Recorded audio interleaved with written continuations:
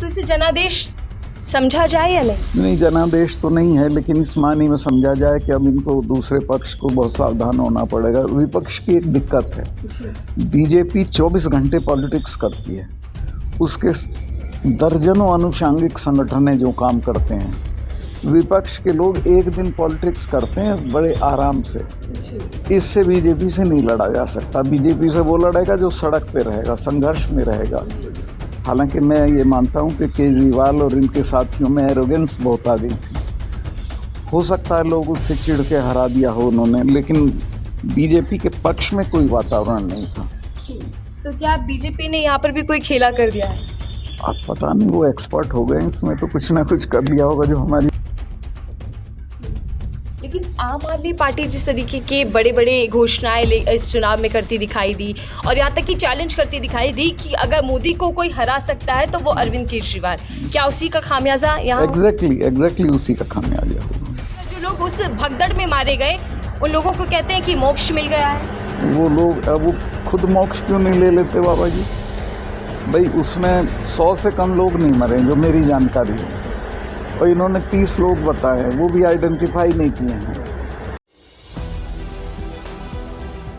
नमस्कार, आप देख रहे हैं 4 PM, मैं आपके साथ नफीसा खान। दिल्ली विधानसभा चुनावों के नतीजे ने सबको हैरान कर रख दिया है। भारतीय जनता पार्टी की 27 साल बाद दिल्ली में बड़ी जीत हासिल की है, तो वही आम आदमी पार्टी को करारी हार से गुजरना पड़ा। लेकिन सवाल ये है कि इस बीजेपी की बड़ी जीत में और आम आदमी पार्टी की बड़ी हार में जो केजरीवाल ने अपनी सीट को गंवा दिया है, उसके पीछे बड़े कारण क्या है? और इसी के साथ क्या भारतीय जनता पार्टी जिस तरीके से दिल्ली के अंदर काबिज हुई है, उसके बाद अब एक नई राजनीति देश को देखने को मिलेगी? सवाल कई हैं, उन पर चर्चा करते हैं। मेरे साथ सत्यपाल मलिक जी बातचीत करने के लिए पूर्व गवर्नर रहे हैं, जम्मू कश्मीर के तमाम ज्वलंत मुद्दों पर, देश के सामाजिक राजनीतिक मुद्दों पर हमेशा अपनी राय बुलंदी के साथ रखते हैं। सत्ता में आंखें डालकर लगातार मोदी सरकार से सवाल भी पूछते हैं। और ये इंट्रोडक्शन मैं इसलिए दे रही हूँ क्योंकि मोदी सरकार को चेतावनी और चुनौती देने वाले सत्यपाल मलिक जी का नाम और चेहरा काफ़ी है। किसान आंदोलन की बात कर लें या फिर महाराष्ट्र, हरियाणा में जिस तरीके की चुनावी नतीजे है, उसको लेकर भी बड़े खुलासे सत्यपाल मलिक जी ने किए हैं। बहुत बहुत स्वागत है सर 4 PM नेटवर्क पर आपका। सत्यपाल मलिक जी, शुरुआत में मैं आपसे यही जानना चाहूँगी कि जिस तरीके से दिल्ली के चुनावी नतीजे आए, एक तरीके से सब हैरान रह गए कि भारी बहुमत बीजेपी को दिल्ली के अंदर मिली। सबसे पहली प्रतिक्रिया आपकी क्या है दिल्ली चुनाव को लेकर? देखिए, दिल्ली के चुनाव मेरी समझ में नहीं आए, इसलिए मैं कोई पक्की राय नहीं दे सकता। लेकिन एवरीथिंग इज़ नॉट फेयर, कुछ ना कुछ हुआ है वहाँ। ऐसा नहीं था धरातल पे जैसे नतीजे आए हैं। आपने कहा कि धरातल पर ऐसा नहीं था, कुछ हुआ है, झोल है इस पूरे चुनाव में। हरियाणा में भी, मैं हरियाणा के पूरे चुनाव में था, जो नतीजे आए उस जैसा नहीं था ग्राउंड पे। तो कुछ है कहीं ना कहीं जो चीज़ों को डिस्टर्ब करता है। ये हालांकि मैं ये मानता हूँ कि केजरीवाल और इनके साथियों में एरोगेंस बहुत आ गई थी। हो सकता है लोग उससे चिढ़ के हरा दिया हो उन्होंने, लेकिन बीजेपी के पक्ष में कोई वातावरण नहीं था। बिल्कुल, देखिए, और हम भी ग्राउंड पर सर लगातार थे। दिल्ली इलेक्शन हमने कवर किया, हम हर तबके से जाकर मिले। आम आदमी पार्टी की, बीजेपी की लहर हमने नहीं देखी। तमाम पहलू थे, एंटी इनकम्बेंसी भी थी आम आदमी पार्टी के खिलाफ, लेकिन नतीजे इस तरीके के होंगे ये हमारा भी अनुमान नहीं था। ये नहीं था किसी को भी जी। तो क्या बीजेपी ने यहाँ पर भी कोई खेला कर दिया है? अब पता नहीं, वो एक्सपर्ट हो गए इसमें, तो कुछ ना कुछ कर लिया होगा जो हमारी समझ के बाहर है। तो इसे जनादेश समझा जाए या नहीं? नहीं, जनादेश तो नहीं है, लेकिन इस मानी में समझा जाए कि अब इनको दूसरे पक्ष को बहुत सावधान होना पड़ेगा। विपक्ष की एक दिक्कत है, बीजेपी 24 घंटे पॉलिटिक्स करती है, उसके दर्जनों अनुषांगिक संगठन हैं जो काम करते हैं। विपक्ष के लोग एक दिन पॉलिटिक्स करते हैं बड़े आराम से। इससे बीजेपी से नहीं लड़ा जा सकता। बीजेपी से वो लड़ेगा जो सड़क पे रहेगा, संघर्ष में रहेगा। हम लोग जब अपनी जवानी में लड़ रहे थे सरकार से, लगता नहीं था कि मिसेस गांधी हट जाएंगी, इनविंसिबल थी। लेकिन राजनारायण लोहिया जी 5-5 रुपए हमारी जेब में होते थे और देश बदलने चल देते थे। तो जब सड़क पे उतरे तो माहौल बदल गया पूरे देश का और कांग्रेस को हरा दिया। तो यहाँ भी जब ये सड़क पे उतरेंगे विपक्ष के लोग, तब माहौल बदलेगा। बिल्कुल। और देखिए, जब दिल्ली के अंदर विपक्ष खासकर आम आदमी पार्टी की हार हुई तो सवाल इंडिया अलायंस पर भी उठने लगे। मैं उस पर आऊंगी, लेकिन उससे पहले सर, इस बड़ी हार में जो सबसे बड़ा चेहरा जिसने सबको हैरान करके रख दिया, अरविंद केजरीवाल की हार, क्या बड़े कारण आप मानते हैं उनकी हार के पीछे? उनकी हार के पीछे बहुत गलतफहमी में रहना, घमंड में रहना। आपने देखा होगा एक उनका बयान कि हमें दिल्ली में 100 साल भी नहीं हरा सकते मोदी। ऐसा क्यों बोलते हैं ऐसी बात? क्यों? कौन किसको हरा दी? जनता हराती, मोदी थोड़े ना हराते हैं। तो उनकी एरोगेंस भी उनके खिलाफ गई। और क्या ओवर कॉन्फिडेंस होना आम आदमी पार्टी को? वो सारी चीज़ उसी में आ जाती है। लेकिन आम आदमी पार्टी जिस तरीके के बड़े बड़े घोषणाएं इस चुनाव में करती दिखाई दी, और यहाँ तक कि चैलेंज करती दिखाई दी कि अगर मोदी को कोई हरा सकता है तो वो अरविंद केजरीवाल, क्या उसी का खामियाजा यहाँ? एग्जैक्टली उसी का खामियाजा होगा। लेकिन मोदी जी की प्रचंड जीत दिल्ली के अंदर, और ये कहा जा रहा है कि मोदी की गारंटी पर मोहर लगी है। मोदी का इसमें कोई रोल ही नहीं है। It's a negative vote against आम आदमी। मोदी के पक्ष में वोट नहीं है ये आम आदमी की हरकतों से उनके खिलाफ वोट है।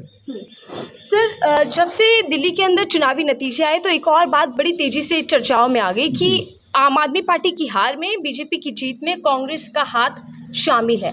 आप मानते हैं कि कांग्रेस और बीजेपी ने कहीं ना कहीं गठजोड़ कर लिया? नहीं, उसमें कांग्रेस बीजेपी की इनकी ड्यूटी थी आम आदमी पार्टी की कि वो कांग्रेस को कुछ सीट देती।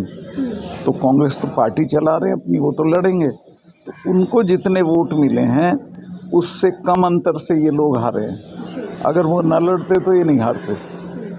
तो क्या कांग्रेस को नज़रअंदाज करना, कम आंकना गलत था और आगे के लिए भी कह रहा हूँ मैं, विपक्ष को इकट्ठा होकर लड़ना पड़ेगा, वरना यही हाल होगा जो दिल्ली का हुआ है। इसमें सबसे बड़ी आप चूक किसकी मानते हैं, कांग्रेस पार्टी की या आम आदमी पार्टी की, या तमाम राज्यों में जो विपक्षी पार्टियां हैं, जो क्षेत्रीय पार्टियां हैं, वो कांग्रेस को क्या नेतृत्व में नहीं चाहती? वो कांग्रेस को बर्दाश्त नहीं करते हैं। कांग्रेस भी कई जगह एरोगेंस में रहती है, लेकिन उसमें समझदार लीडरशिप को मिल के लड़ना पड़ेगा। यहाँ तो बिल्कुल साफ दिखता है, अगर कांग्रेस न लड़ती तो नहीं हारते ये लोग। वो मैं देख रहा था ब्रेकअप, 6000 वोट कांग्रेस को मिली, 3000 से ये हारे। तो क्या आम आदमी पार्टी और कांग्रेस साथ मिलकर लड़ती तो बीजेपी जीत हासिल नहीं करती? बीजेपी नहीं जीतती, कोई सवाल ही नहीं था जीतने का। बीजेपी का माहौल ही नहीं बनता जीतने का। लेकिन बीजेपी उन सीटों पर जीती है सर जहां जहां आम आदमी पार्टी की दिग्गज नेता, कैबिनेट थी, पूरी कैबिनेट एक तरीके से हार गई। कैबिनेट तो हारेगी, क्योंकि घमंड तो उन्हीं में होता है। और लोगों को गांव में कहते हैं कि घमंड को रावण को बैर है। तो घमंड तो रावण का नहीं रहा, तो घमंड किसी का नहीं रहता। लोग उससे एकदम रिएक्ट करते हैं। मेरे से तो लोग आके कहते थे साहब ये तो पागल हो गए अभी से। जी सर, हरियाणा, महाराष्ट्र, इससे पहले चुनावी नतीजे आए, आम आदमी पार्टी दिल्ली में हारी, ठीक है, लेकिन महाराष्ट्र और हरियाणा के अंदर गठबंधन था, कांग्रेस पार्टी थी सबसे बड़ी पार्टी के तौर पर। अगर हम देखी जाए लोकसभा के जो नतीजे आए, क्या मानते हैं जो जीत हरियाणा और महाराष्ट्र में बीजेपी ने हासिल की, उसमें भी झोल था, उसमें भी सबसे बड़ी पार्टी बनकर वो तो थी 420 से जीत। महाराष्ट्र का तो राहुल ने बोल ही दिया है, बिल्कुल ठीक है। हरियाणा में मैंने देखा, हरियाणा में कहीं नहीं थे, लास्ट मोमेंट पे क्या हुआ आई डोंट नो। तो हरियाणा में भी बड़े पैमाने पर खैर चीज़ें सामने निकल कर आ रही हैं।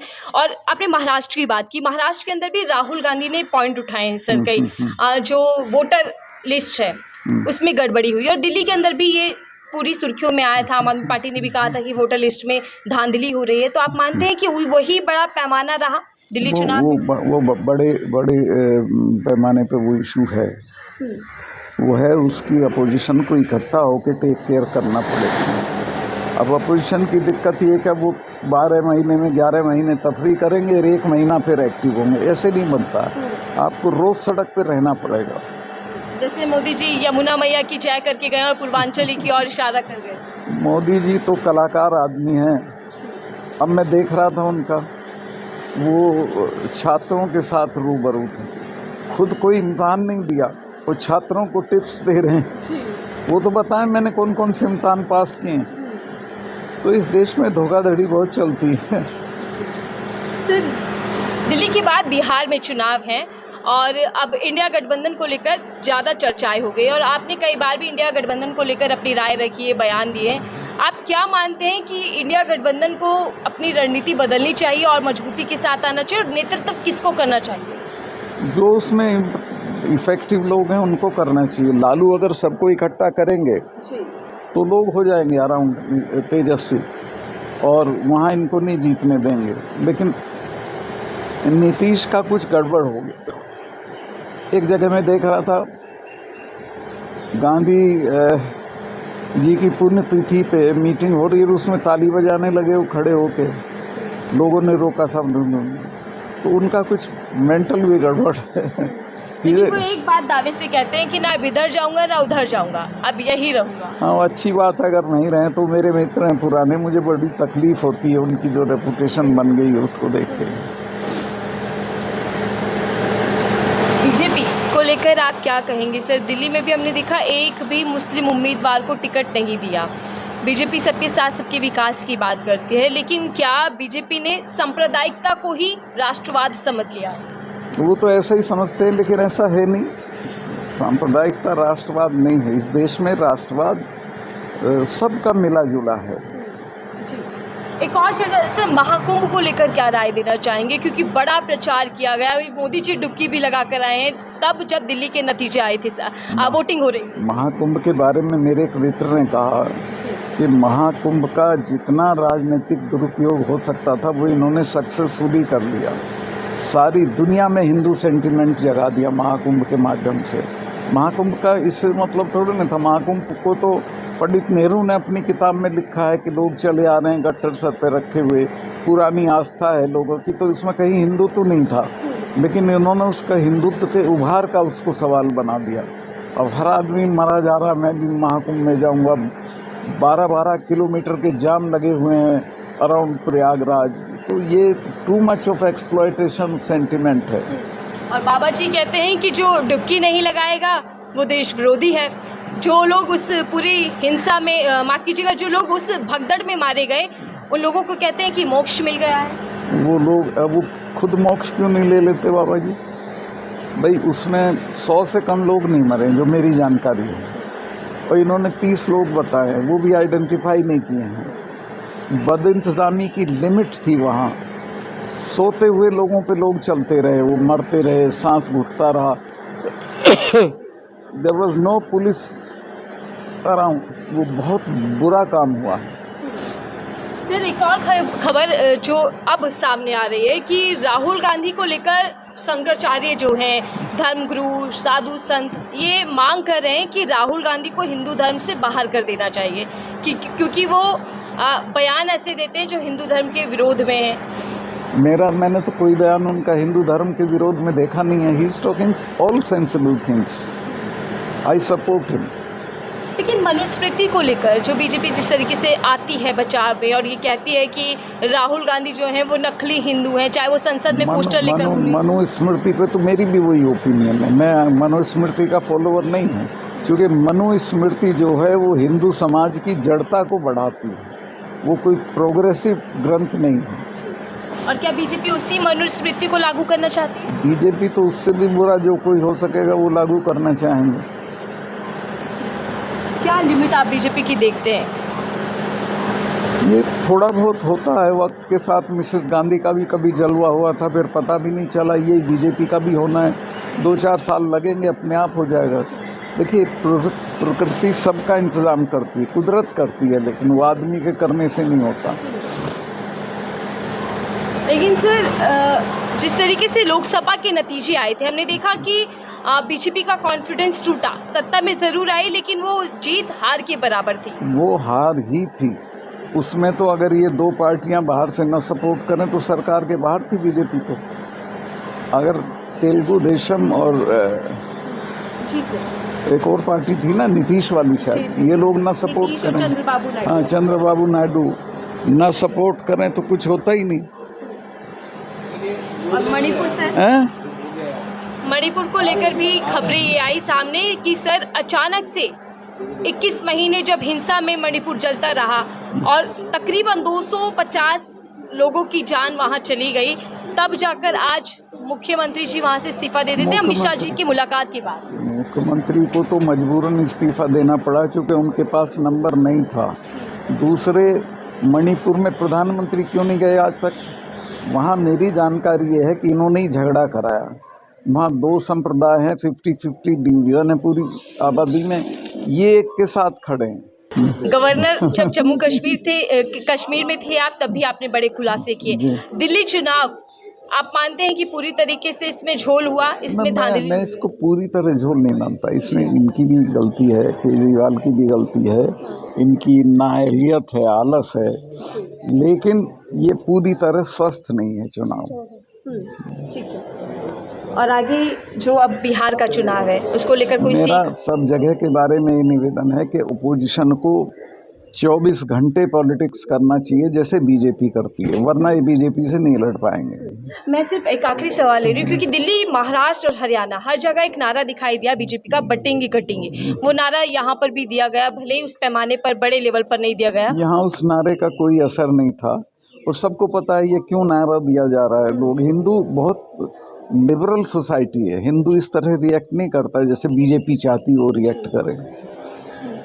लेकिन सर, मिल्कीपुर चुनाव अभी हुआ, उपचुनाव के नतीजे आए, बीजेपी ने जीत हासिल कर रही है, लेकिन वहां पर भी अखिलेश यादव ने सवाल उठाए चुनाव आयोग को लेकर, कफन तक भेजा है चुनाव आयोग को। आप मानते हैं कि चुनाव आयोग पूरी तरीके से? चुनाव आयोग आज़ाद नहीं है, पूरी तरह से चुनाव आयोग स्वस्थ और स्वच्छ नहीं है। और क्या बीजेपी के लिए खुद आकर बैटिंग करने लग जाता है चुनाव आयोग? करता ही, उतनी तो मदद करता है इनकी। जहाँ जहाँ चुनाव आयोग से कंप्लेंट की गई है ये गलत वोट बन रहे, कहीं भी एक्ट नहीं किया चुनाव आयोग ने, कहीं भी। जी, और दिल्ली में भी सर हमने देखा कि जब चुनाव चल रहे थे, प्रचार के समय, परवेश वर्मा बीजेपी के नेता जो विधायक बन चुके हैं, वो पैसा बांट रहे थे, जूते चप्पल बांट रहे थे, तब भी चुनाव आयोग जूते पहना रहा था। मैंने देखा किसी को जूते पहनाते हुए, एक लेडी को, और चुनाव आयोग ने कोई एक्शन ही नहीं लिया उस पर। तो चुनाव आयोग का तो रवैया कुछ नहीं, और चुनाव आयोग का दांत तोड़ दिया इन्होंने जब उसमें से चीफ जस्टिस को हटा दिया। और अभी क्या लगता है सर कि चुनाव आयोग अभी भी पूरी तरीके से समर्पित है दिल्ली चुनाव में भी? हाँ, अभी है, बिल्कुल है, बिल्कुल है। चुनाव आयोग की रचना पे दोबारा विचार करना पड़ेगा, और जो पहला सिस्टम था जिसमें चीफ जस्टिस भी एक मेंबर होते थे 3 में से, वो वापस कराना पड़ेगा। ठीक है। और मैं आखिरी एक और सवाल ले रही हूँ मोदी जी को लेकर। सर, मोदी जी जिस तरीके से चुनावी प्रचार हर राज्य में करते दिखाई दिए, जिस तरीके से वो बयान देते हैं, भाषण देते हैं और हर एक वर्ग को साधते हैं, जैसे यमुना जी का नाम लेकर दिल्ली वालों को कहीं ना कहीं अपने खेमे में ले आए। अब पूर्वांचल में चुनाव है तो कह रहे हैं कि मैं पूर्वांचलियों का सांसद हूँ। मोदी जी की रणनीति देश हित के लिए या फिर देश के ज़्यादा नुकसानदायक है उनके? मैं मोदी जी पे कमेंट नहीं करूँगा, बड़े आदमी हैं, प्रधानमंत्री हैं देश के, और सेवादार कहते हैं खुद को। सेवादार तो खैर किसी के नहीं है, और ना कोई सेवा कर रहे हैं, देश का तो नुकसान ही कर रहे हैं। पर चलो, जो भी वो कह रहे हैं वो उनको सूट करता है इस वक्त। तो एक कहावत है कि जिसको जो चीज़ सूट करगी वो सच है, जो नहीं करगी वो सच नहीं है। तो अंत आने वाला है? आएगा, सबका आता है। धन्यवाद सर, हमें समय देने के लिए, हमसे बातचीत करने के लिए। दिल्ली चुनाव को लेकर हम सत्यपाल मलिक जी से उनकी राय समझ रहे थे, और दिल्ली के अंदर क्या खेला हुआ है, गड़बड़ी हुई है, फिर ये पूरा जनादेश माना जाए।